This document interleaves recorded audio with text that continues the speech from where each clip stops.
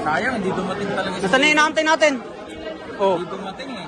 Bidyoan mo na. Disappoint na kami. Handaan na kami ni Pao. Ano pa kami kahapon? Nag-rehearsal pa kami ni Pao kahapon. Oh. Takot tayo doon sa ano niya. Gagawin namin. Naantay nga namin eh. Wala eh. Kaya pala hindi ka... Pupunta dapat, kaya lang hindi na siguro pupunta kasi mag-smart. So, actually, kahit ako lang, hindi ko na kailangan ng mga parang... Mga bodyguard. Gusto natin ng makisama ka eh.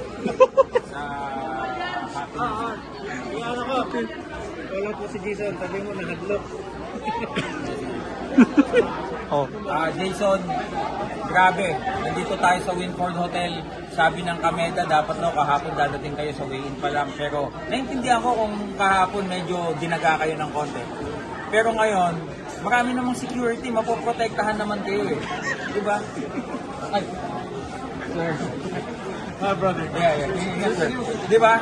Mapoprotektahan naman kayo. Kung iniisip yung seguridad nyo, diba? Nangangako ko, hindi ko naman kayo ganun sasaktan. Pero bakit? Diba? Ako, matagal ko nang pre-practice yung professionalism.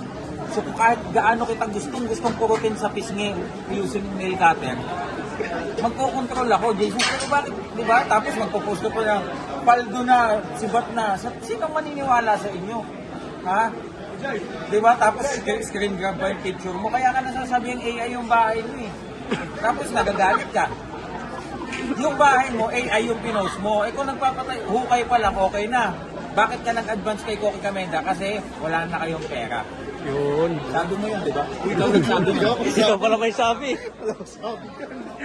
So yun, mga kaibigan. Makakarating to kay Jason. Sa lahat po ng mga boxing fans na nagantay sa paghaharap namin, ilang beses na pong nag-duck si Jason sa akin. Nung una yung ATK promotions, di ba?